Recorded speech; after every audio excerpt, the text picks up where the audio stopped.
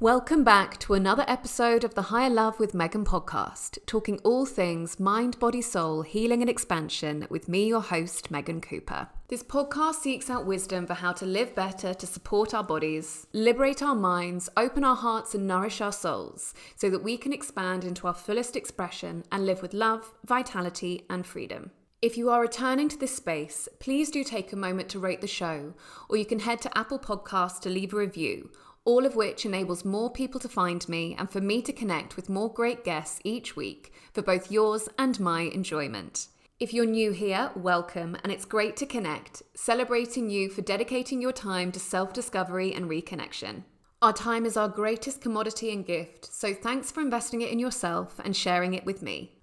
Up on the podcast this week, we have Carelle Rose of Firefly Formula. Carelle is a reflexologist, a face yoga instructor, and a gua sha therapist. Carelle supports people embarking on a facial fitness journey via her online facial fitness membership, encouraging members to consider natural alternatives to injectables by training their facial muscles via face yoga, facial massage, and gua sha. I started following Carelle on Instagram when she was on a deep journey to treat her psoriasis, taking a multi-pronged, all the prongs approach to healing. I was very inspired, and over the past year, I've resonated with so much of her story and her shares as they reflect my own experience healing my hormones and reversing my PCOS.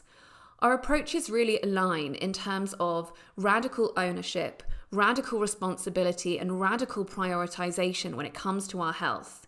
Doing the, in inverted commas, hard things in order to get the results that you want, connecting to the why behind why you're doing it, getting to the root cause over endlessly treating symptoms, and all in all, taking this sense of newfound empowerment in our health into all aspects of our lives. I love the phrase that Carelle coins around responsibility wellness, and this conversation is a real call to action and source of inspiration for anyone on a healing journey or anyone simply trying to better your health and lifestyle as an individual or as a family. Carelle offers a very down-to-earth, grounded and realistic view of healing in day-to-day family life, not just the highlight reels that we do tend to see on Instagram. And we both got so carried away talking about these topics that we fully lost track of time, which is always an incredible sign that you're onto a good thing. Enjoy. Okay, well, Carelle, thank you so much for your time and energy and sharing of all of your wisdom today. It's great to have you here. Oh, thanks for having me. I'm excited. Okay, so could you just begin by telling us a little bit about yourself? Yeah, of course. My name's Carelle. Well, I'm a reflexologist. That's kind of how it all began. But I'm also a face yoga instructor. I'm a gua sha therapist. So I kind of really focus more on the face. I love just kind of educating people about that side of things in a really holistic way, but tying it in with sort of the beauty industry, because that's a big sort of interest of mine as well. But I also have two little munchkins. One's 4, starting school in September, and my youngest is 2. So busy, always kind of wanted my job to go into the holistic space. And I kind of many years ago wasn't really sure how that was going to happen. And suddenly it's now such a huge part of my life, and also such a huge part of my mothering as well. So yeah, that's kind of me in a bit of a nutshell. And I think I read on your Instagram at some point that you grew up in quite a holistic way. Is that right? Yeah, I think it became more holistic. What I will say about my family, from as soon as I was born, as you know, my earliest memories, I have always just naturally been part of a family that question things. And so I now look back and I'm like, I'm so pleased that both, despite my mum and dad no longer being together, even just as individuals, let alone as a couple with a family unit, there has always been this sort of, you question things, you don't necessarily just go with the first bit of advice. You know, if you were to go to the doctor and they said something, just because they're a doctor, that is still one opinion of a doctor. And even though when I grew up, there wasn't the internet and all of this sort of stuff, my parents were researchers, always have been, always will be. And that, I mean, naturally has come through with me and my brother. But even more so when it comes to health and thinking about, you know, maybe going against the grain a little bit when it comes to pharmaceuticals. There's an absolute, you know, there's a time and place. But I grew up and my dad had this big sort of box of herbal tea remedies. And there was always this kind of like family joke that when my parents were still together, when I was a lot younger, we would have obviously our kitchen cupboards full of food, but my dad would always insist on having his own cupboard. And in that cupboard that I kind of look back on, he would have saffron and all these herbal teas and all of these kind of like really healthy concoctions, because he understood even back then in the early 90s that nutrition, and the same with my mum, played a huge part. So I guess that was really very much the underbelly of what I'm into, you know, what I'm all about now and what I wholeheartedly believe in, because I suppose I was very fortunate that that was sort of what I was around naturally. Even when we would watch something on the telly or we would listen to somebody speak, sometimes I would get in the car as a young kid and have memories of my mum or my dad going, that's a bit interesting, because I'm not entirely sure that's what happened, because I know, or I've thought of, there was always this bouncing off ideas and being encouraged to make up your own mind about things. And I love that. And it's not until I'm now a mum and I'm older and I've experienced what I've experienced, so I now look back and realize that it really did start at my childhood. So I say all this, however, I actually was not a very well kid. It kind of went through sort of stages, but I had really quite severe allergies when I was younger, fortunately. And I know how lucky I am that it wasn't, you know, peanut or nut, because I know that that really is major. But allergies are accumulative. So it started, sounds a bit odd, but it started when we had a pet rat when I was little. And I know some people hate them, but she was the sweetest thing, bit bizarre. But even as a young kid, I would get like these like hives and these wheals all over my skin. And then we thought nothing of it. And then that turned into a cat allergy and then a dog allergy. And then I started reacting to this and this and this. And then it kind of was sort of teenagehood, where my allergies just took a real nosedive. And it was like cigarettes, like secondhand cigarette smoke. If I hugged somebody, especially if it was like a quick mwah, mwah, to a guy with fresh aftershave on, I would immediately go, poof. My chest was tight, my asthma was bad.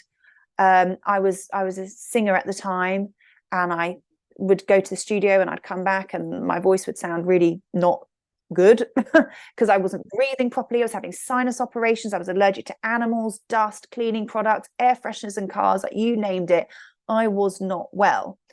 And even though it is a bit odd, because even though I'm saying I came from a very holistic family with our views and our understanding at that point, as much as it can be kind of in the early 90s, I suppose, I think when my allergies became quite severe and it was really affecting everything, I was just constantly poorly, constantly not well.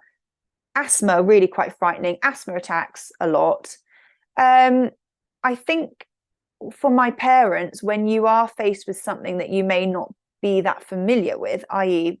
how poorly I was, there is that kind of knee-jerk reaction of, let's just go back to basics and take the antihistamines and take the inhalers and the salbutamol, and then you'll be advised later on that you need a steroid inhaler and you need all of this stuff. And actually I look back, and probably being a teenager and not really wanting to listen to my parents, I was just kind of going along with it and going, yeah, okay, all right, I've gone to the doctor and I'm now on an asthma tablet and I'm now on a steroid inhaler and I was taking 2 antihistamines a day, but 2 24-hour antihistamines. So I was just to get through the day. There was this moment where there was a bit of intervention with my parents, and they were like, this is absolutely not going to cure you. This is suppressing your symptoms. You're eating foods that are causing inflammation. My stepdad got involved and did research for me. I was just into probably my boyfriend at the time, teenage, thinking about going away on holiday with my friends. I just wasn't in that zone of, I could heal myself. I could help myself. It was very much, I take these tablets and I carry on as normal. And I'm telling you, it got me absolutely bloody nowhere. And I was getting worse and worse and worse. Fortunately, my mum, again, research, the doctors were saying, you need this, this, this. And I was literally, my pharmacy bag of drugs was huge. And then my mum, bless her, did some research about low dose immunotherapy. And I ended up having a vaccination of all the things that I was allergic to that I would inject every day for 5 years to build up my resistance of all my allergies. And when you think of it like that, that makes so much sense. So every day I was injecting horse, cat, dog, dust mites, feathers, aftershave, perfume, pollen, all of that. And slowly getting to the root of it, looking at my diet, looking at all these things, there was just this real switch for me and this light bulb moment where I was like, what have I been doing the last few years? Because this is just not how healing and health should be. I am just trying to be like all of my mates, which is go out, get drunk, stand outside in the smoking area, and then wake up the next day and feel normal, where I would feel horrendous. I was just trying to be quote unquote normal, and it wasn't good for me. And health is individual. Did this vaccination for 5 years, made a world of difference. I stripped myself from all of the antihistamines, everything. I turned to acupuncture, homeopathy, reflexology, and that's what started my interest. And I said to myself, I don't necessarily want to be a reflexologist as a career, but one day when I become a mama, if I'm able to, I remember when I first met my husband, I said to him, I'm going to become a reflexologist so I can treat the people that I love holistically out of pleasure and not necessarily for my work. And that's what I did. And that's kind of how I left all my previous jobs behind and all the drugs, all of that. And I'm now incredibly holistic. And I now have a real road ahead as to how I want to approach things whilst bringing up a family as well. And it's being holistic and understanding the body in that way is absolutely at the pillar of that, for sure. Amazing. And all of this was an approach that you took into your healing and your recovery with your psoriasis, right? And that's kind of where I started to really follow your content, because I was really engaged with like your recovery process. It's something that my partner really struggles with. So can you talk a little bit about what your recovery and management was looking like with your psoriasis? Yeah, of course. So it was a really weird one, because I found out I had psoriasis only 3 years ago. So it's an autoimmune. The doctors, there'll be someone in your family that has it, and that's because and that's why you have it, and blah blah blah blah. I asked everyone. No one seems to have it in my family. No one's fessing up, right? So I just had like this little splodge on my chest 3 years ago, and I noticed that it was on my scalp. And this was before I became a reflexologist and before, all of that. So I was still very much kind of thinking about it holistically, but psoriasis was very alien. They gave me a steroid cream. It was a really tiny patch. It cleared up and I thought nothing of it again. And then it was literally this time last year, I had a really bad throat infection. I didn't go to the doctors. I remember saying to my husband, I was like, God, I've got a really sore throat. He was like, have you? I said, I honestly think this is the worst sore throat I've ever had. And he was like, oh, okay. And then a few days later, I looked down at my body and my blood turned cold, because when you're just kind of like going through the motions, you're showering, you're getting dressed and all of this stuff, and then you suddenly notice something that you've not seen before, and you suddenly just think, oh my gosh, what is that? Because it did not present to me like my previous bit of psoriasis. This just looked like a terrible rash, and at the time my lymph nodes were really swollen, like golf balls in my neck. I had these weird lumps on my shins, which was another problem, which I can't remember everything was just starting to, and I was like, what is going on? And I was really kind of quite worried. I went to the doctors. oh, it's heat rash because this was last summer. Oh, it's a bit of heat rash because I had this rash that was literally spreading everywhere, but it looked really different. I'd never really seen it, and it did not present like psoriasis. So anyway, I then went to the pharmacist. I then went to the doctor again. They were trying to tell me all these things. And I was like, no, hang on a minute. Rather than asking someone what this is, regardless of what this is, I need to look after myself more. Because whether this is the label of whatever condition this might be, because I still didn't know at the time, I knew that I needed to look at my lifestyle, because whatever the problem is, lifestyle is going to make it worse if I'm not looking after myself. So it kind of became less of a, what is this? And more of a, whatever it is, I'm just going to stop it. And I'm going to look after myself, irrespective. So hours of research. But again, it was very much going on YouTube, looking at podcasts, looking at kind of the more out of the box places. I wanted to find out if there were real people on YouTube that have this rash that's presenting in the same way. And anyway, I found out that often, I didn't realize that there was certain types of psoriasis, but there is a type of psoriasis called guttate psoriasis. And that is often triggered by a throat infection if you already have the autoimmune disease. And I literally Googled it. I know you shouldn't do Dr. Google, but actually it's very empowering, because I got more answers from being Dr. Google myself than going to the doctors. And the rash on my body was exactly the same. And everyone was just saying triggered by often a throat infection, stress and inflammation. And then I suddenly stopped and I looked at my life at the time and I was like, okay, I have a 1-year-old. I have a 3-year-old. My husband travels all the time for work, but especially in the summer, he's not here. My kids aren't sleeping. Life is stressful. Because life is stressful, am I eating stuff I shouldn't eat? Yeah.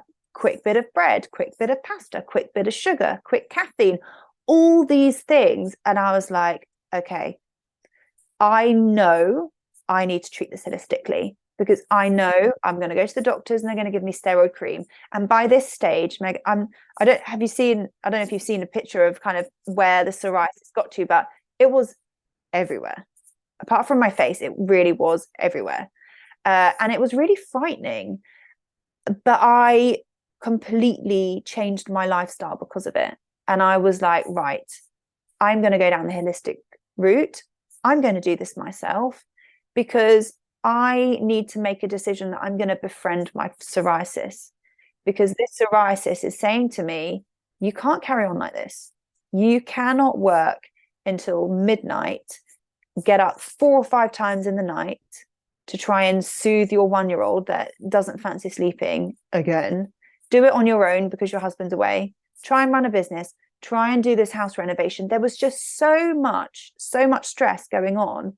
And I wasn't taking care of myself. And I made a decision that my psoriasis, because it's autoimmune and it, can flare up at any time, that is always going to be my personal marker for me to go, enough's enough, sort yourself out, take responsibility, because things aren't happy. Your body is not happy and it is presenting in psoriasis. I personally do not think I should ever look at my psoriasis as a skin condition or a skin disease. Absolutely not. It is something that is internal, that is out of balance, and often that's inflammation, stress, lifestyle. And the quote that absolutely made me just dedicate the next however long it was to heal, because it's been probably about 10 months until I was completely symptom free of my psoriasis. But autoimmune disease can be in the barrel of your gun, but it's up to you whether you pull the trigger. And I listened to that, and rather than thinking, oh, it's my fault, because that's just a mindset thing, it was, hang on a minute, yes, I might have psoriasis or autoimmune disease in general, whatever, but it's up to me to keep it under control. And what can I do about that? And the research, hours of research. And I didn't work last August, even though I'm self-employed like you, and there's no sick pay and any of that. I was like, no, 1 month of me, I am absolutely going to dedicate to myself. and I'm going to flip my life on its head for all the right reasons. And that's what I did. Mm, mm.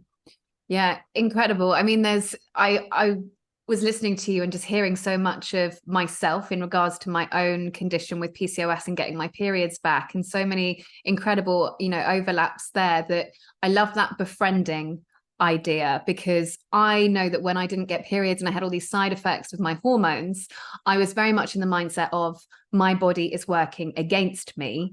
And then when I could shift that and be, okay, my body's trying to communicate something because it's out of balance, and it's my responsibility to try to create the optimal environment in which my body can continue to heal, because it has the incredible intelligence to do so, but it's up to me to create that environment for it. So I love that idea of befriending, and also around this kind of taking inventory of, like, that's kind of what it felt like for me of, okay, I've got a lot of stress in my life. I'm eating on the go. I'm eating things that probably my body's not really enjoying. And for me, when I was diagnosed with a hormone imbalance and was told there's nothing that can be done, take the pill, there's no cure for it.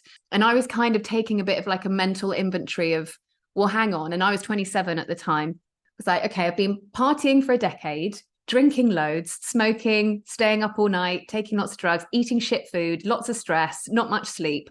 I wonder what would happen if I did the opposite of all of those and created this environment for myself. So just jumping on from that, because I can really like relate. What I learned as well is that stress, I learned that even if I don't feel stress mentally, i.e. I might be stressed for a bit in the middle of the night when both girls are awake and I'm like, I don't know what to do, and we're not sleeping. But I fortunately, I kind of wake up and I'm kind of all right. I'm pretty chipper, and I'm like, cool, new day, morning.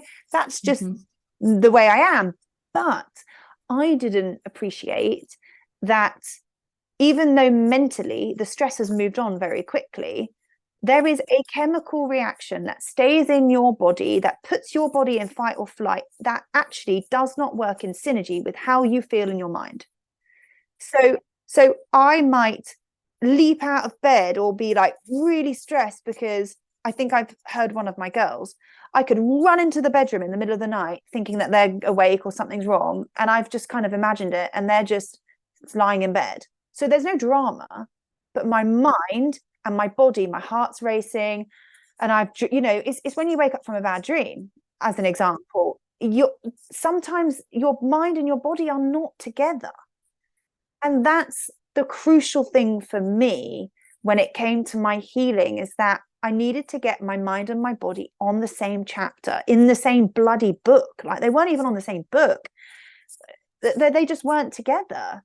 And that delay of stress as well. So now I'm like, okay, so I might have had a really stressful period last week for whatever reason. In my head, I've sorted it out. Everything's fine. The next week ahead looks nice. It's some holidays, fine. I now appreciate that my body and the chemical reaction of all the stressful hormones are still dealing with everything that happened last week, even though my mind's checked out on that and it's moving forward in a positive way.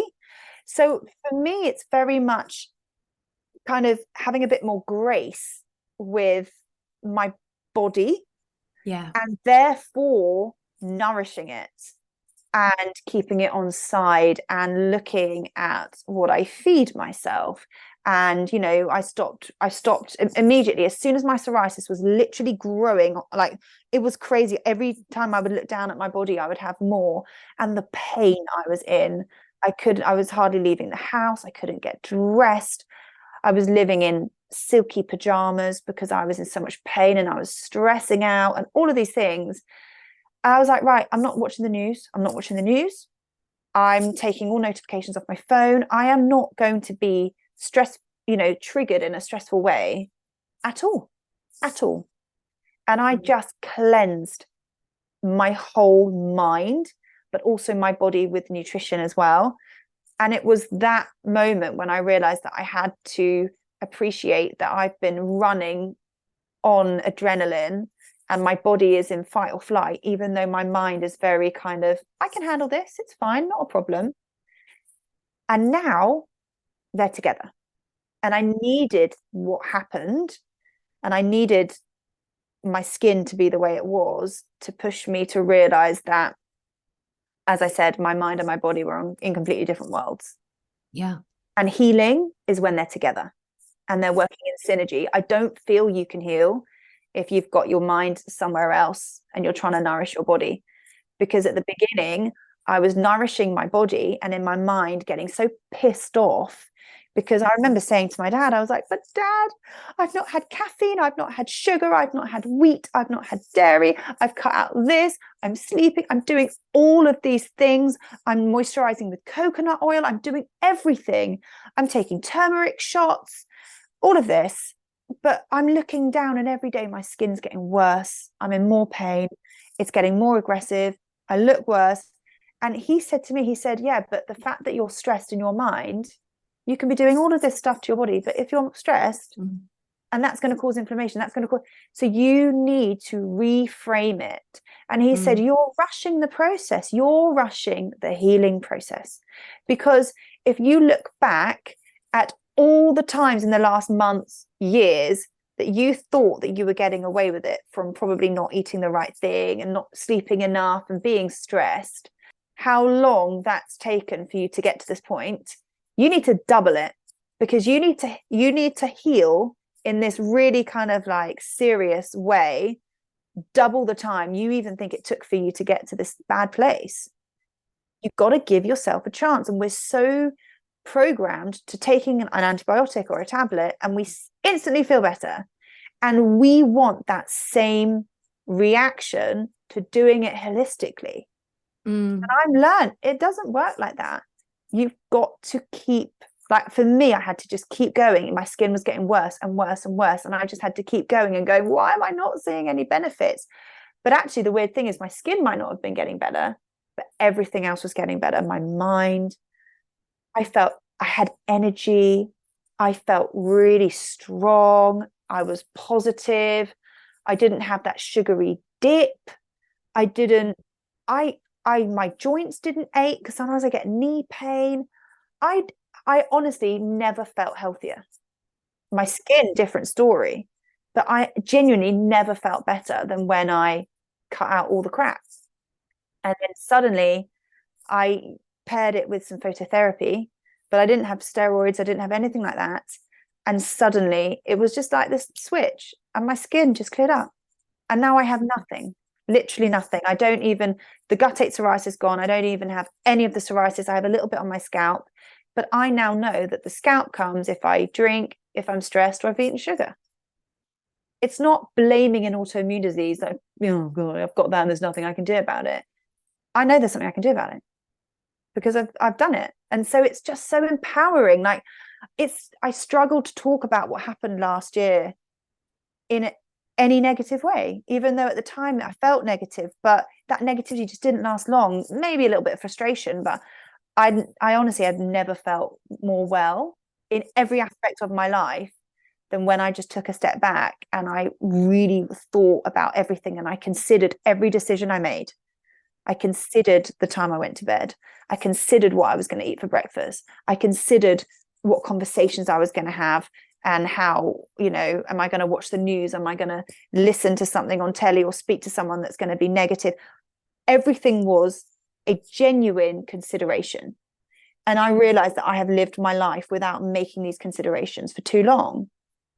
And now it's considered and I'm aware. And that's kind of the trajectory now, because I don't want to go back to how it was last year. And it could happen. Stress, inflammation, autoimmune, boom. I just don't want it.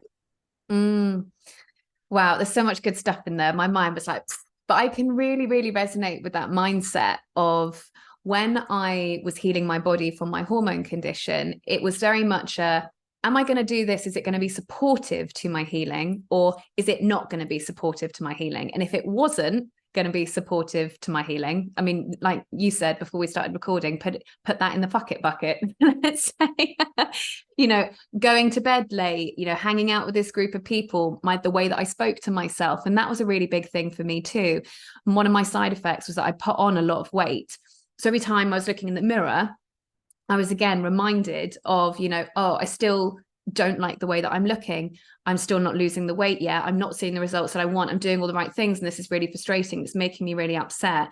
And, catching myself in mirrors, car windows, all reflective surfaces were just like another invitation to kind of berate myself. But the stress of doing that, all day, every day, was something that I really had to look at, because I was like, right, well, I need to flip that. Every single time I see myself, I need to befriend myself, like befriend my healing process. You're doing a great job. Like, I'm trying really hard. Like, I'm proud of you. Literally kind of re-engaging with the way that I, really felt about myself. And I think that wasn't just about my healing. Like you said, it's really opened up into the whole rest of my life. It was very, very empowering thing of befriending that whole process for myself. And something that I'll just go back to as well about what you said was talking about stress, that it's not just the big stressful things. It's actually all these tiny little bits of stimulation, phone notifications, watching the news. And I didn't really take that into account, that actually when I was living in London, I get up every day, early, look at my phone, put on, my headphones, listen to like EDM house music, get on the tube, there's hundreds of thousands of people there. Every single aspect of the day was very, very highly stimulating. And that stimulation as well, continuously over time, it's just keeping ourselves in this heightened state. And I think a lot of people don't realize how stressed or stimulated they actually are, because they think, oh, nothing major, like nothing majorly stressful. And again, we kind of adapt to our version of stress anyway. But I think we don't quite register how overstimulating our minds and therefore our bodies and our systems, our nervous systems actually are. And something that I kind of have learned in the last year since this whole situation is that the link between two words, and these two words, again, now I think about all the time, the link between the word stress and the word coping. Because I always thought that I wasn't stressed because I was coping, right? I thought, right, Paul, my husband, he's going to fly to America for 10 days. So I'm just going to solo parent. I've got the 2 kids, I've got the dog, I've got the house renovation, I've got this responsibility. I'm working and I'm not sleeping because my youngest wasn't sleeping. But I'm not stressed because I coped. He came back, I'm alive, my kids are alive. Some tricky times, but we had a lot of fun and it was all fine. And if he turns around and he goes, I'm gonna unfortunately have to go back, and I'd be going, that's fine, because I can cope. I cope. And in my head, I am built in to cope with anything. Like, that is just the way I guess I've been brought up. Maybe that's just naturally what I'm like. But to me, you hand me something, my initial reaction is, it's fine, I'll cope. It doesn't matter how I get there, I will cope. I know I will. Like, that is a belief in me. Whatever happens, I will cope. And I honestly thought that meant then I don't get stressed. Because to me, weirdly, stress was not coping with something. And it's not. That's a complete load of crap. And I don't know where that's got into my head. But you can cope, and your body and your mind can be stressed to get to the level of being able to cope. So for me now, I try not to use the word stress so much of me, because I've almost retrained myself that when I'm in a stressful period, I'm now thinking, okay, am I coping? Am I coping? Because this is not easy. And even though I'm going to get through the other side and it'll be fine, and Paul will come home and we'll be able to share this and everything will be fine, I have to honor the fact that for me to get to the coping part, my body will be stressed. And therefore, if my body's stressed, even like you say, getting up in the night and running into your kid's room to try and keep your youngest quiet so the eldest doesn't then wake up, or, all these alarms, notifications, and trying to cook the dinner and you're being prodded like a little bear in a cage, mummy, snack. Like, all of this is like, whoa. And it's stress. And I now honor that. And I never did before, because I coped. So therefore I wasn't stressed. And now Paul goes away to work, and I now know that when he's back, I have had a period of stress. Not always, some more than others, depending on life and what goes on. And that awareness is key for me, because I will then consciously do something about it. Whereas before I would just move through life doing the same old thing. And awareness is such a key part of healing. So a lot of people have asked me when I share stuff about my psoriasis is, so how long did you not eat sugar for? How long did you not have alcohol? How long did you not eat pizza? How long did you follow like an anti-inflammatory diet, and you juiced and you did celery juice and all this sort of stuff? And it's like, you do it for as long as it takes. And you know, if you truly want to heal and reset, you do it for, like I did it, for as long as it takes. And now I am symptom free, and I have learned so much. Like, yeah, I'll eat a bit of sugar now, and yeah, I'll have a drink. Yeah, I had a coffee yesterday and it was caffeine and it wasn't decaf. And yeah, it's not like my life is now this one box of constantly in healing mode. But I was there. In my view, I've healed, as much as you can say that. I have no presenting symptoms, and life happens, and I go out and I have fun and I drink and I do all those things. But the awareness that, for example, I went on a holiday to Spain a few weeks ago, and I drank and I ate loads of bread and I did all these things that I know if I come home to an absolute shitstorm with work, the house, kids, all this sort of stuff, I know what I have done on holiday. I enjoyed it and I loved it, and I'm a big bread guzzler and I love all the pasta and I love all of that. I was aware now that if I come home and I'm faced with stress, I haven't fueled my body to cope with that very well. So I made a decision that I came home and I did an online shop when I was at the airport, and I made sure that I had everything for juicing. I made my life easy. I'm going to juice, and I'm going to make sure that I have a stir fry, and I'm not going to be rushed because I haven't got anything in the fridge. And it's, you know what it's like when you come back from holiday, and I'm just going to have pesto pasta again.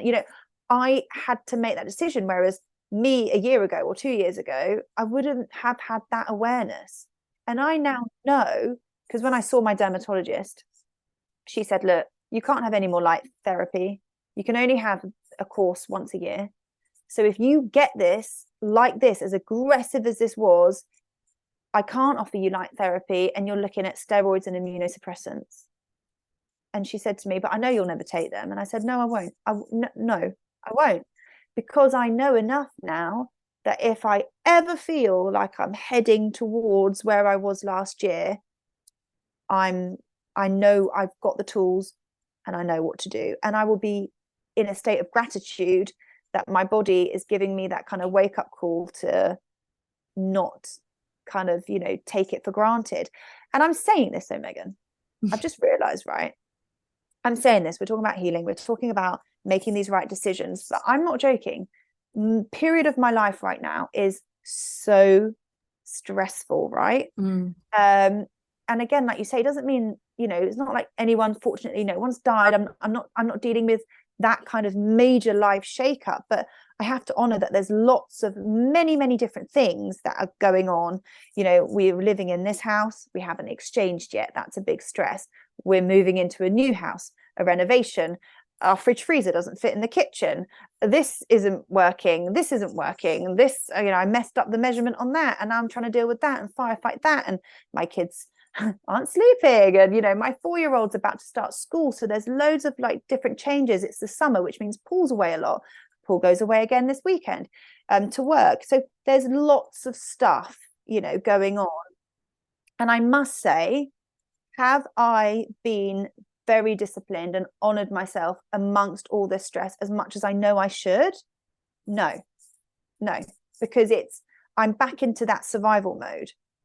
However, the big thing is that I know that if I go into survival mode for too long, I end up in the shit. And I'm having to go in survival mode for the next few weeks because we're moving from this house to the new house. Paul's not, all these things. I'm in survival mode. However, as soon as something is relieved, we're in the new house, one thing, or we exchange on this house, another thing, and I start feeling that kind of ease, I need to go back to where I was this time last year. And I have dreams of using my new kitchen, and I'm back to my celery juice, my juicing, because I don't take it for granted. I appreciate I have been in a state of stress. There's a lot of things going on in my life, lots of changes, lots of things. And I need to rewind a little bit and make sure that I'm okay and do the right things, because I've had a period where I have been going to bed too late. I went to bed at 1 a.m. last night because I was working. And I know that is bloody stupid, but at the moment that's the pocket of time that I have because of everything else that's going on. So I'm saying all this, and I would hate anybody to listen and think that I'm this, really, it's so easy to see on Instagram or YouTube, this is my morning routine. And you think, do you really do that every morning? You really, every single morning? I mean, I'm sure some people do, but when they're in a period of lots of moving parts and stress, you've got to be super disciplined and organized. And maybe you don't have a 4 and a 2-year-old where you do your meditation and your journaling and your this and your movement. And it's like, I feel like there's a lot of that pressure on Instagram. This is my morning routine. This is how I go to bed at night. And I'm the first to admit I am not good at, and I would never say I do all of that. I'm always juicing, and I'm always not eating, I go on like sugar resets, but sometimes I might have a little bit of chocolate if I fancy it. It's not a big deal, but I'm not perfect, but I'm aware. I'm not perfect, but I'm aware.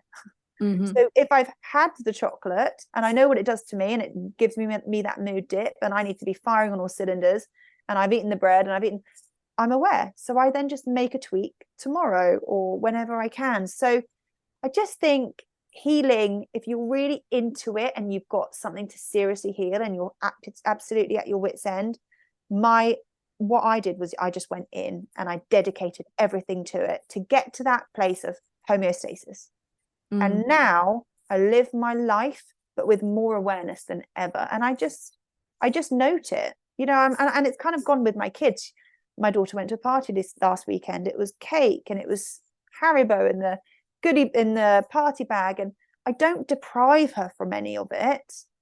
She might not be able to eat it all at the same time, but I'm just aware. I clock it and I think to myself, okay, so that was jelly at the party, cake, and then this. Okay, so I need to plan meals and things in the next week or so to make sure that there's less treats, less sugar. And I've never been more aware of lifestyle and nutrition and stress levels, but that doesn't mean that it's perfect. But I think when you're not aware, that's when you could get yourself into hot water, because I've been there. And what I'm hearing there is this real sense of taking ownership of our choices.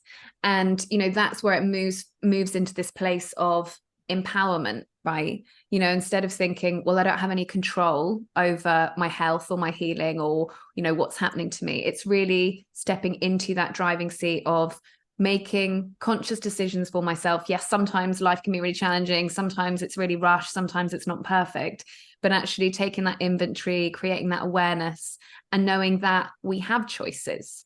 Could you speak a little bit to that sense of how that ownership, self-responsibility has come into your life as a result of your healing trajectory? Yeah, absolutely. Because I think we're very much wired to think that someone else is going to make us better. If someone gives me that pill, they're going to heal my problem.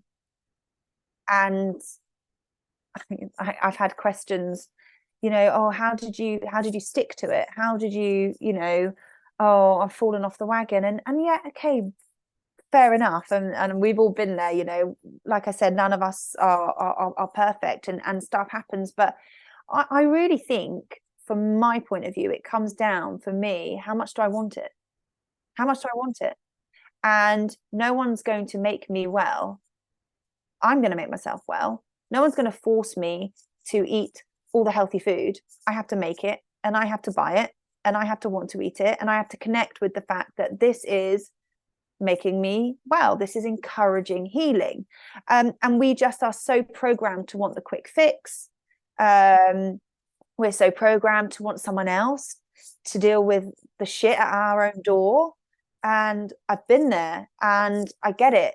but I don't get it anymore, to a point where I find it frustrating, and I'm not gonna. I will always have empathy and time, and I love nothing more than talking about the subject, because I'm so passionate about it. But I don't know whether you find, but when you get to a certain place where you've done the hard work, you almost go over that precipice, and then you just can't really understand why someone then doesn't want to feel the sheer elation and results that you've got. But you did that through your hard work and through your hours of research. Sometimes someone might say, so how did you get yourself better with psoriasis? And I'm like, you need to connect with the research you do. It would be pointless if I say, cut this out, do this, stop doing that, because that is not, you're not connecting with that, because this is my story. This is me. This is what I read and I researched and I implemented, and I saw results, but I gave it a good shot. It took time and a lot of frustration and tears, but it took time. And I feel like we are so programmed to want the quick fix and someone to give us the answers straight away for us. Oh my God, I'm guilty of that with loads of things. But you do just want to go, okay, come on, crack on, give me the juice, give me the answers, tell me what you did. But then I think that there's a real gap, and almost like a big gaping hole of connecting with, I'm giving up sugar because it's just, I'm giving up sugar because someone on Instagram told me to, and it helped with psoriasis. And then sure enough, 3 days time, you're going to eat sugar again, because it didn't connect with you. It's like slightly going off topic, but since my psoriasis, I started cutting out chemicals in my skincare. I was moisturizing myself with organic natural coconut oil instead of, things with nasty chemicals in and all that sort of stuff. And I might speak to someone that says, oh, well, I've got psoriasis and I'm using whatever cream they have. Oh, what did you use? And I'll say, oh, organic coconut oil. They might use a bit of coconut oil for 2 days and go, oh, I don't really like that. I'm just going to go back to what it was. But it's because they haven't personally connected with the why. Why are you using coconut oil? Because someone told me to. So you have to put in, for me, I believed I had to put in the yards of research, because that's what allowed me to do it for long enough to heal, because healing isn't quick. Taking pills, you feel better straight away. Taking a steroid cream, you see benefits straight away. As soon as you stop using that steroid cream, whoosh, your psoriasis is absolutely worse than it was before. So, what started my kind of interest in removing the chemicals from my skincare is I spent the time watching the documentary on, I think it's Amazon, called Toxic Beauty. And so I now don't want to use chemicals, as an example, because I spent time watching that, and it mattered to me and it made sense to me. Me telling you do it is never going to have the same impact unless you watch the documentary and you feel whatever you feel, or you research whatever you research. So I find it frustrating, I'm not going to lie, because if I say I don't now watch the news at all, and then someone that wants to heal was a big avid news watcher, and they don't watch the news for a few days, give it a week, they'll be watching the news again.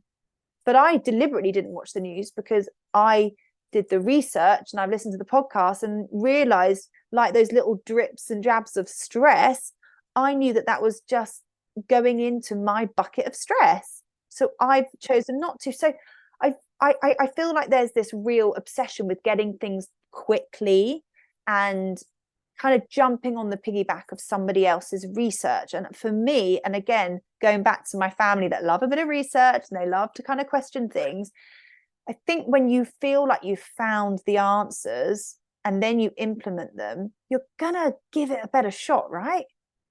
And you're going to see results more because you've connected with why. And it makes you, if you feel like you're sacrificing all these foods that you love to eat, but you're connected with the why, you do it for your long-term gain, not your short-term loss. And that was how I healed, because I just opened myself up to researching and connecting with why I did it. Yeah, I might see someone drinking a glass of wine, but did I want to undo that at the time? No, I'd happily drink a glass of red wine now. Love it. But at the time, so I kind of, and I know we've spoken about it before, I phrase it as responsibility wellness. I think if we all need to take more responsibility wellness and research, there's this big thing, don't do Dr. Google. Yeah, okay, don't believe Dr. Google's going to say you're going to die if you're not going to die. Do you know what I mean? It's like, be clever about it, but there is so much support out there. And I'm not bad mouthing GPs, they have, I'm not, because they're not right for me.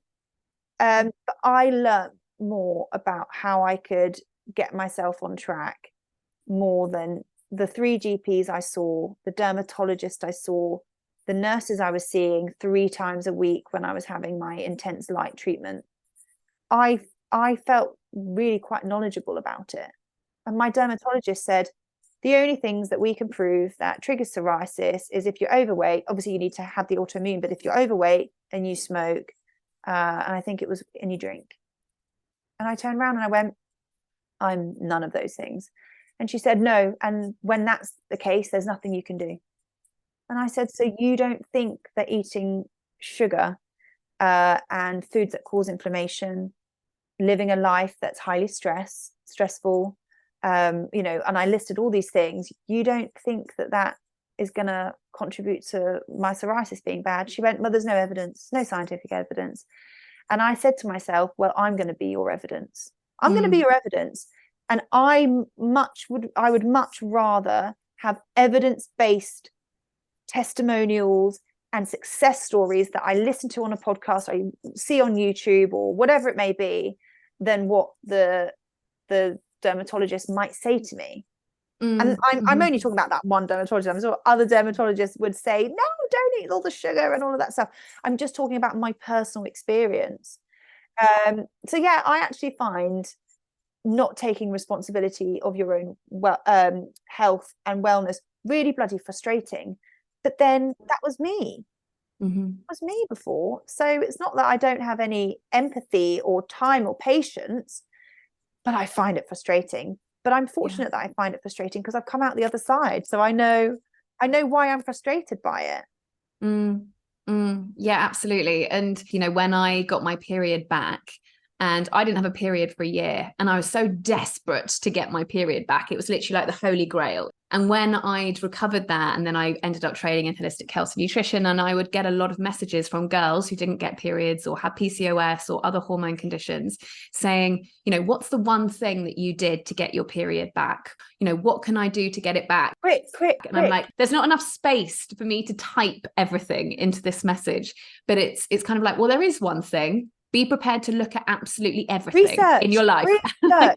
Research. And totally. And, I actually started my kind of holistic health trajectory via Google, because back then I knew nothing about health. I was teaching yoga at the time and I was managing a fitness studio, but I knew nothing about actual health or how to feed myself.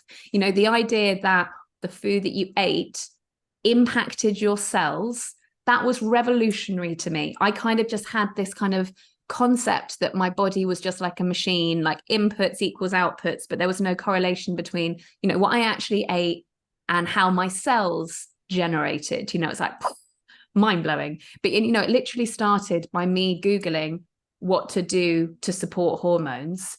And, I read a blog, because back then as well, there was not the same YouTube, Instagram, kind of hub that there is now. And back then I just read a blog being like, dairy and gluten might be bad for hormones. And I was like, okay, well, I'll just start there, I guess. And then I was working really intuitively with my body.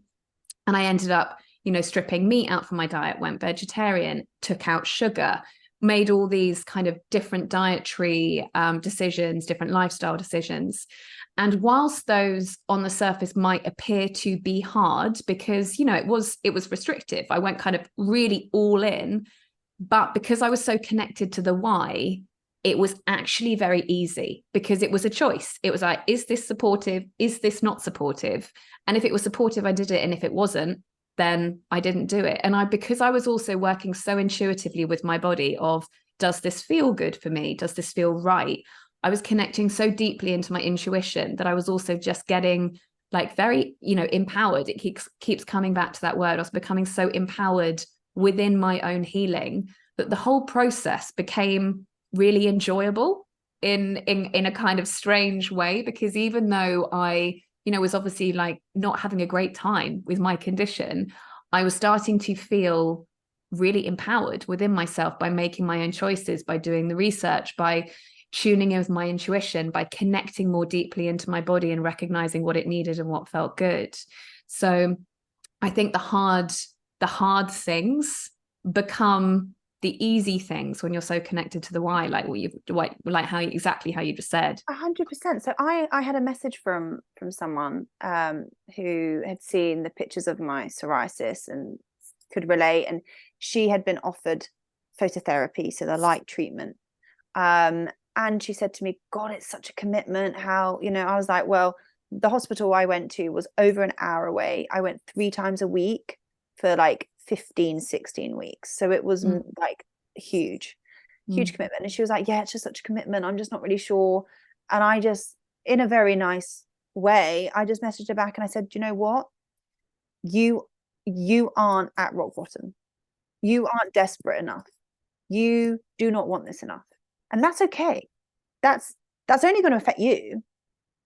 So for you to make these changes and to do, I mean, I literally, the most important thing for me, obviously apart from, my kids and my husband, was to get to that hospital and consistently have that light treatment. It was my absolute priority that I get to that hospital come rain or shine, because I was desperate and I didn't want this to carry on.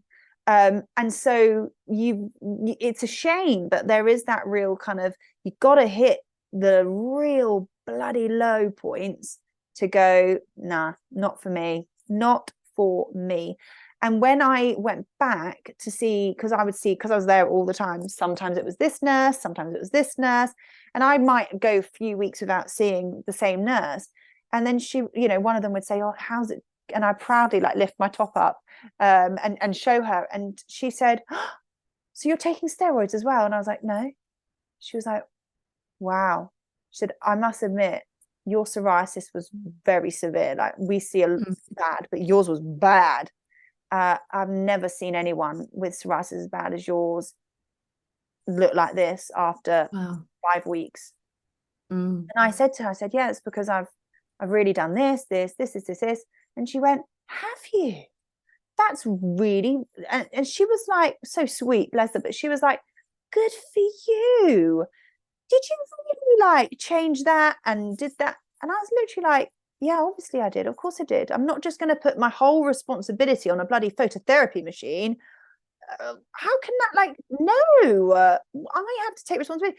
But I thought she'd go, yeah, of course she'd cut out sugar and of course she did this because obviously, but no, she was absolutely flawed. I thought she was going to, I had to pick her up from the floor. She could not believe that I had done all of this whilst doing the phototherapy treatments, because she said the majority of people go, oh, cool, phototherapy, that'll do it.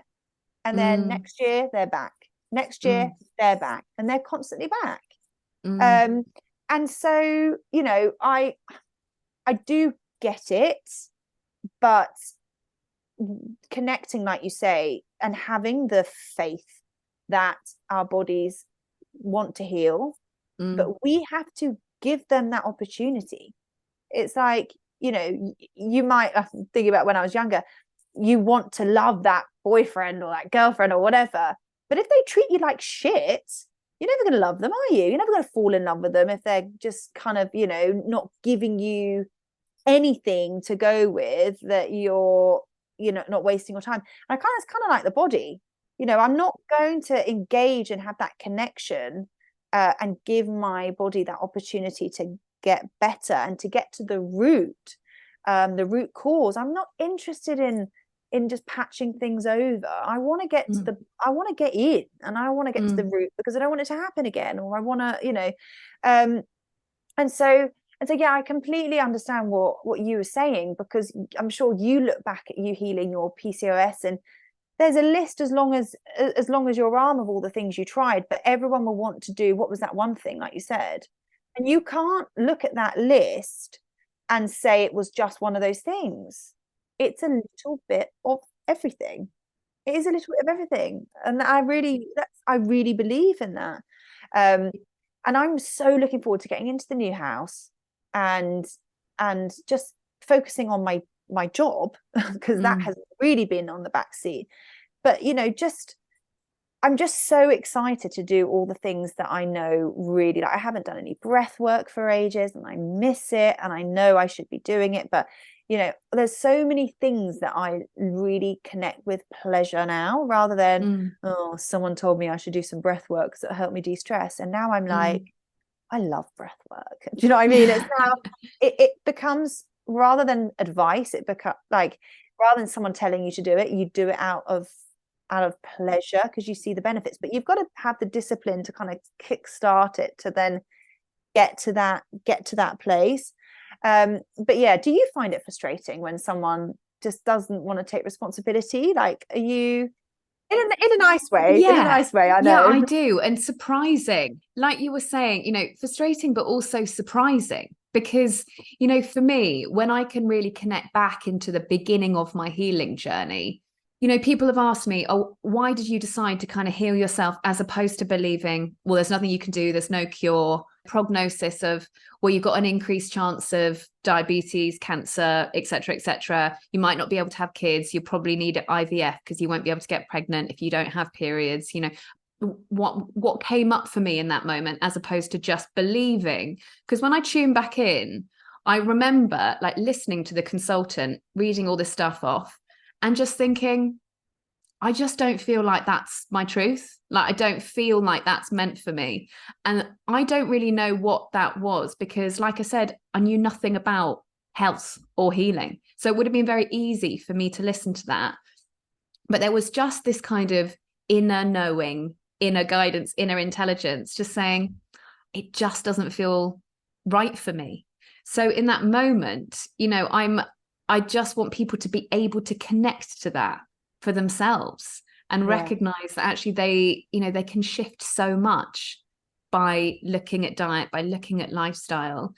And the taking responsibility piece it's really empowering. We keep coming back to that, but it feels really liberating. It feels really empowering. And you don't feel like you're victim to your body, victim to your circumstances. 100%. And when you can translate that into all areas of your life, it's like, world's your oyster. Absolutely. And results, like for me, I'm going to follow the people that I found on podcasts, YouTube's, Instagram, like all of that sort of stuff. I'm following where the good results are. Yeah. If I was doing the steroid creams and all of those things, and I follow those people, they don't come off it. It's like, one thing that leads to another, and these. So I'm really empowered by the results. And if somebody with PCOS or even allergies, for me, or psoriasis or sinus issues or anything that my results do say that the holistic side of things gives you that freedom at the end, and you're exactly that. So I think being led by results, I think is really exciting. And I think a lot of my work kind of the synergy with sort of Eastern medicine, and I'm really into Chinese medicine and that kind of thing. And what I love is what they don't see mental health and physical health as two separate entities. It's one thing. Your wellness is one thing. Find me someone that doesn't have poor mental health that also doesn't have physical problems. Yeah. Find me someone with severe physical ailments that then doesn't have bad mental health, because it's one thing. They are the same. You treat them the same. When you improve physically, miraculously, so does the mental side. And do you know what I mean? It's kind of, I love that notion that if something is out of balance and not quite right, wellness affects everything. It's a circle. It's not two boxes of, you treat the mental health and you don't, if you want to treat the mental health or the mental side, the nourishing the body and looking after the body then improves that. So and I say that a lot to my clients as well. It's very much our wellness is one thing, and it goes back to that whole having your mind and your body becoming that one thing. And we are very much led to believe that mind and body is physical health, mental health, two separate things, two specialists, and they're meant to be treated differently. And I just don't really buy it. Totally. And I'm doing a 1-year training at the moment with Gabor Mate, which is phenomenal. But his book, Myth of Normal, he talks about how we talk about the mind-body connection. And he's like, can everyone stop calling it the mind-body connection? Because it's the mind-body. It's the same thing. They're not connected. They're not connected. They're the same thing. So can facilitators and people within the health world stop saying the mind-body connection, because it's literally, like you just said, one thing. So, you know, it's a really, really important thing to highlight. And also what was coming up was when you was talking before was this prioritization of our health.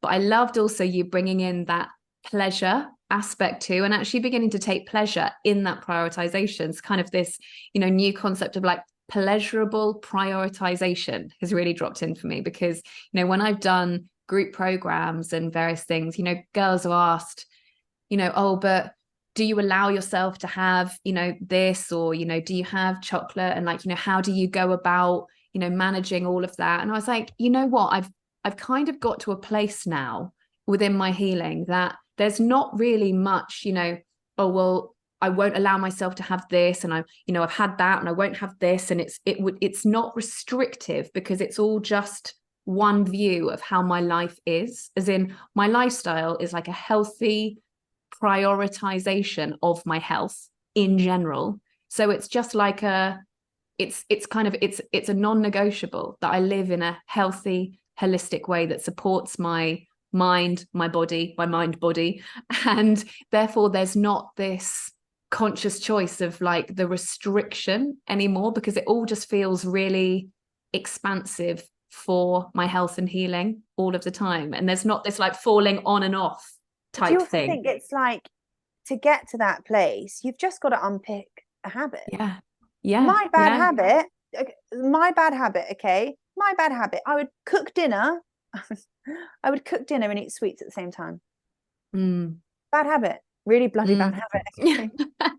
and you've got to go through the hard stuff to retrain and learn a new habit. And once you've learned the new habit, habits are quite comfortable, aren't they? It's like being in a routine. So you can be in a very comfortable, unhealthy habit, and therefore you don't want to break that habit. Or you could be very comfortable in a good habit. And I just wanted to transfer my comfortability from an unhealthy habit, which was, you know, all the things that aren't good for me. And I just transferred them into a healthy habit. That transfer of comfortability from an unhealthy to a healthy habit is hard. You've got to bloody, like a lot of my clients go, oh, I love doing that face yoga with you. But, you know, I've fallen off the wagon. And I'm like, well, I fall off the wagon all the time with those stuff. But you can't expect to get the pleasure from something if you don't do it enough initially. You've got to, it's like, I always think it's really funny when people are like, oh, I'm addicted to cigarettes. You don't get addicted to one cigarette. You have to have multiple, you have to choose to have multiple cigarettes to then become addicted, right? So you have to have multiple cigarettes and then the addiction kicks in.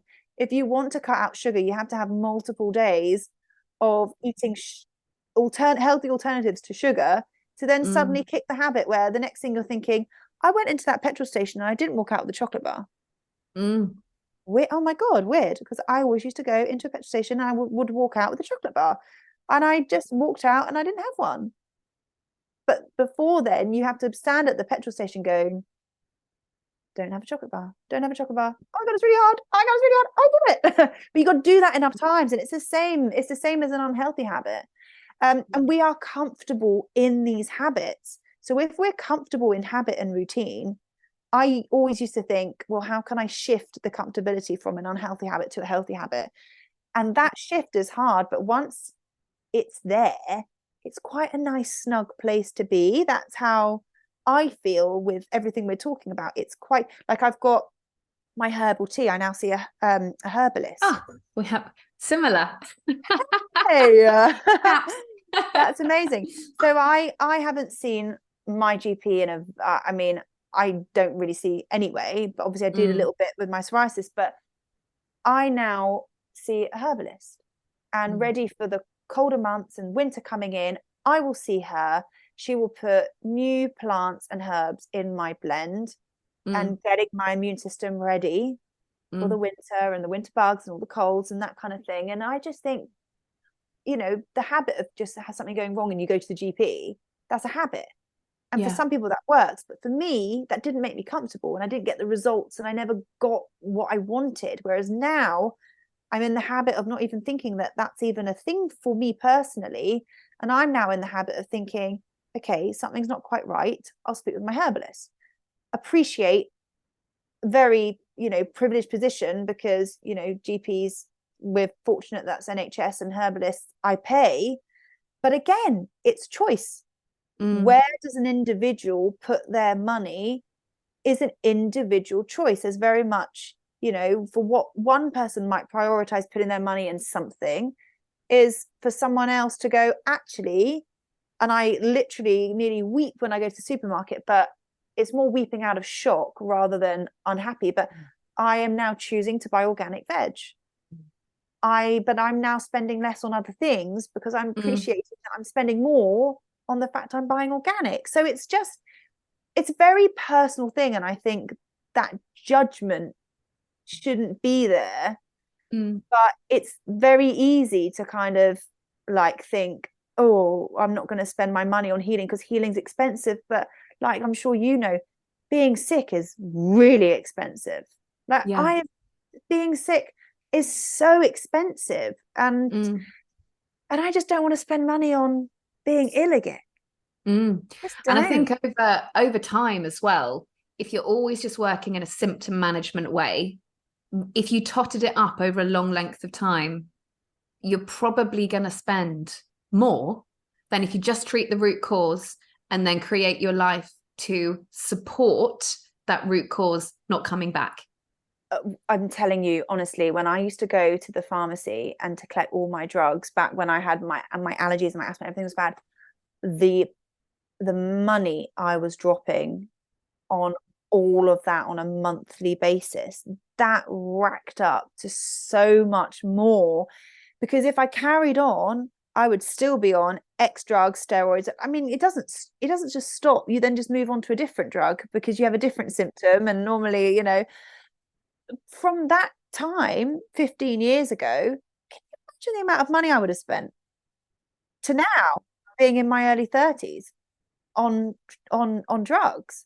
And now I'm like, okay, I'm going to make sure that I have that money to see my herbalist in September ready. And that's just a personal choice. It's my priority. But again, I feel empowered by it. And I'm very grateful for my psoriasis, because I would never be seeing a herbalist if it weren't for that.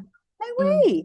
And again, it was my mum encouraging me to do it because of the research. So I guess my takeaways, because it's not until you have a really interesting conversation, you say it all out loud and you start thinking, and I'm listening to you and stuff. For me, I think research is such a big part of it, connecting with that research and just thinking outside the box, not necessarily just going with that initial, someone says I need to do that, or the doctor said I need a steroid cream, and just kind of thinking a little bit outside the box and chasing the results, chasing who can you find who's healed, and that's the focus. But also just that patience, that patience, because it's a longer road. It's a longer road, and there's tears for me. I don't know about you, but God, the crying. Even I look back with my allergies, it's not even just psoriasis, it's my allergies and all of that. You just not being well, sinus operations, all that. And you just think, gosh, but when you do come out the other side, that sense of that sense of self, that sense of kind of feeling well, and you're just so delighted. I really have a lot of faith that I don't think my psoriasis is ever going to come back the way it did. I really don't think it ever will. I can absolutely put my hand on my heart that I don't think I'll ever have a flare up like that again. Mm, mm. Yeah, and I feel like for me, the shift of seeing our symptoms or condition as a signpost into a different way of being, it opens up a completely different way of living your life. I mean, for me, with my PCOS, I kind of look back and I'm like, that was the best thing that could ever have happened to me. And like you said, I mean, I went through all of the crying, all of everything with it. But actually, I wouldn't have learned about myself. I wouldn't have changed my lifestyle for the better. I wouldn't have understood my body, come into connection with my body. It's a gift. The whole way that I live my life now, I look back exactly to be like, that was such a gift. If I hadn't have had that, well, I don't know. I don't know where where I'd be. And I'm sure that you've listened to interviews of those that, you know, are kind of, you know, they've had disease, you know, they've had cancer, and they look back and they go, gosh, my life has completely changed for the better since getting better, because I now look at that as a real kind of, you know, pivotal moment in my life. And it's like I always think the hardest moments of our lives are always the bits that you can reframe and go, actually, bloody, at the time, tough, please, that happened. You know, so it's kind of, I don't know, it's very empowering, and I do feel very, very privileged and lucky that the researching came naturally to me because of the help of my family and the way that I think our minds just work. And the whole nature nurture thing, I don't know, but I can understand that for a lot of people, this whole new way of looking at healing and our bodies is completely alien concept. So they're kind of playing a bit of catch up, and I think they need just a little bit of, you know, encouragement that it's worth the shit, because it absolutely is. And I know, because autoimmune, what if my children have psoriasis and they have a big flare up? And again, I said to my husband, I was like, I'm so pleased this has happened to me, because I have the tools. That if it's them, God, I even feel a bit uncomfortable talking about it, because I know psoriasis affects a lot of people, and it's really like, you know, the mental health association with psoriasis, and, you know, all of that is really high. And there's a whole lot of stuff that could be a lot worse from a health point of view, and I'm talking about skin, but you know, it's our biggest organ, and it really affects the way we view ourselves, our confidence, leaving the house. You know, psoriasis in younger people, their mental health is like, the stats, I don't know them off the top of my head, but I remember researching it, and I just think, oh my goodness me. And they aren't being really told that there are ways that you can work around it. And there's a lot that I think should change. I really do.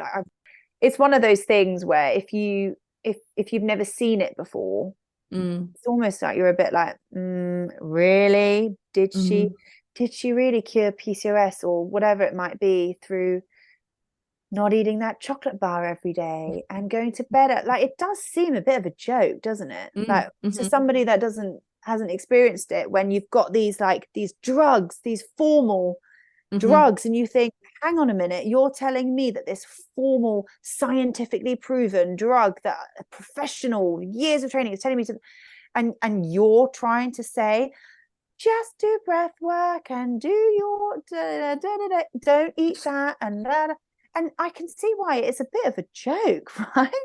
But it's not. It's obviously not.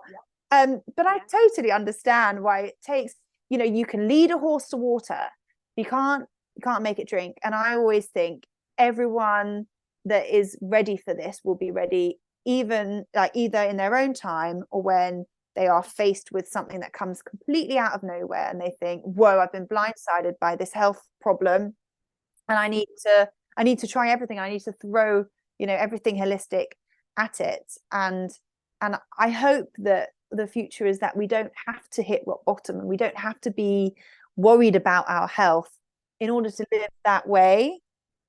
I kind of think, for me, knowing myself, I don't know how kind of educated I would have been about this if I didn't have to go through it myself. So there's always kind of like that positive you can spin always. Mm-hmm. Yeah. And I think it's, you know, my partner and I were talking about this the other day. It's almost something has to get so bad, unfortunately, sometimes in order to want to fix it. You know, it'd be good if we could get to that point earlier before you have to hit this rock bottom. But I think that for a lot of people, that is really the like galvanizing moment.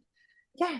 And I find myself, I'm doing it now. Like, this is what I'm saying. It's so imperfect and it's so about awareness and tweaking and going, right, come on, Carelle, get back. Because I was in the shower the other day and because I've been so stressed, I was looking at my stomach and I was like, how have I not got a bit of, I'm so bloody like, you know, at max capacity at the moment. How on earth have I not got my psoriasis back?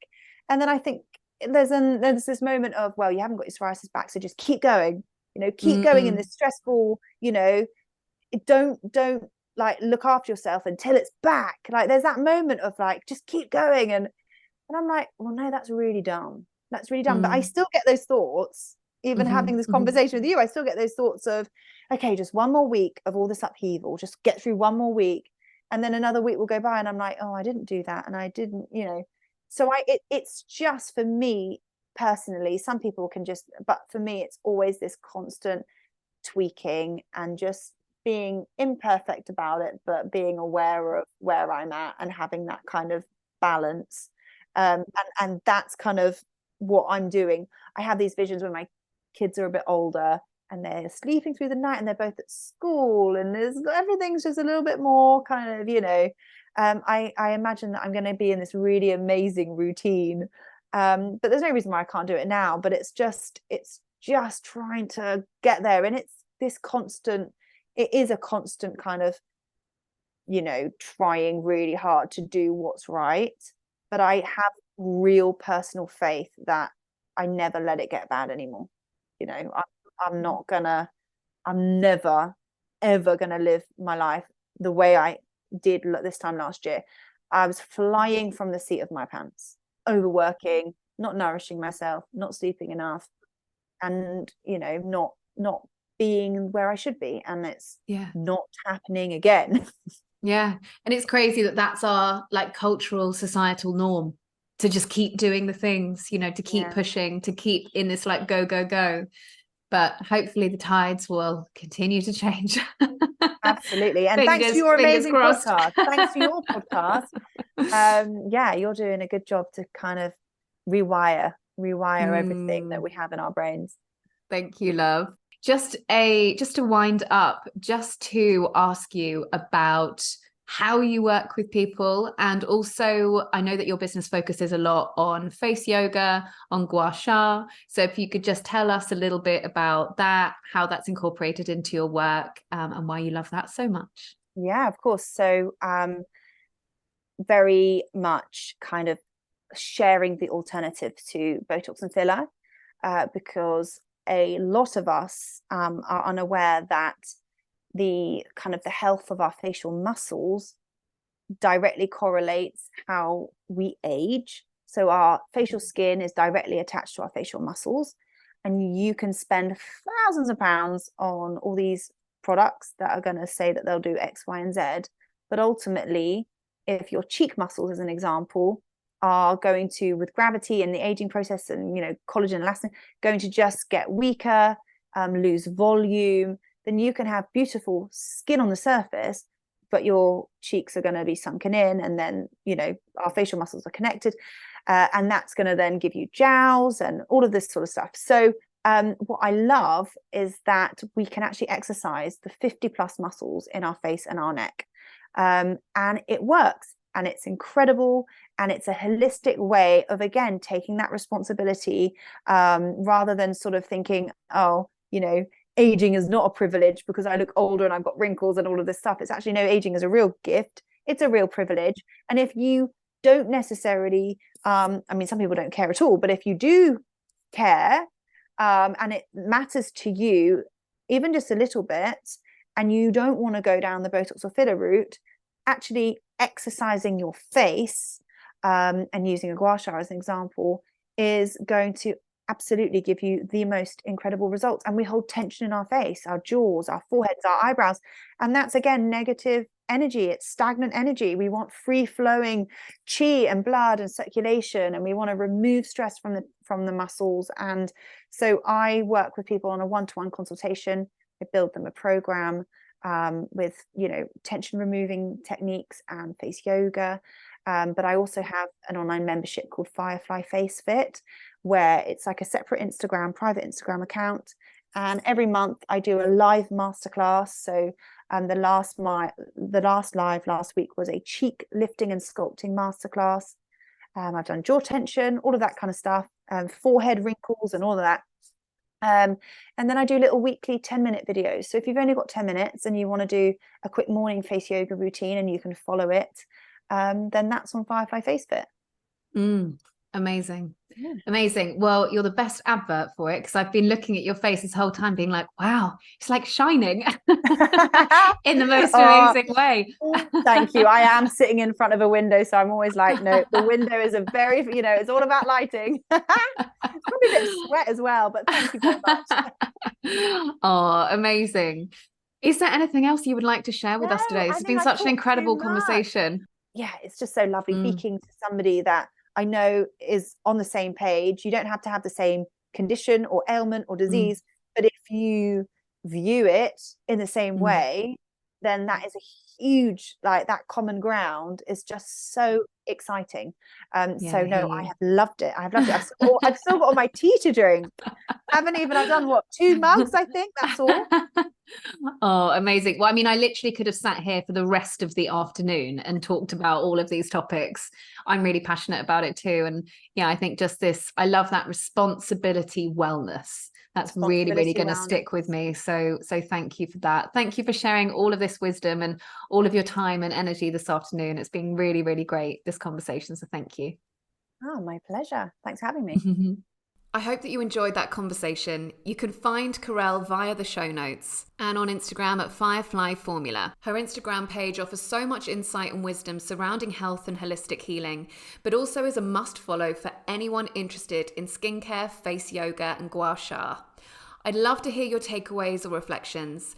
Please do feel free to contact me on Instagram at higherlove_with_Megan or via my website higher-love.com.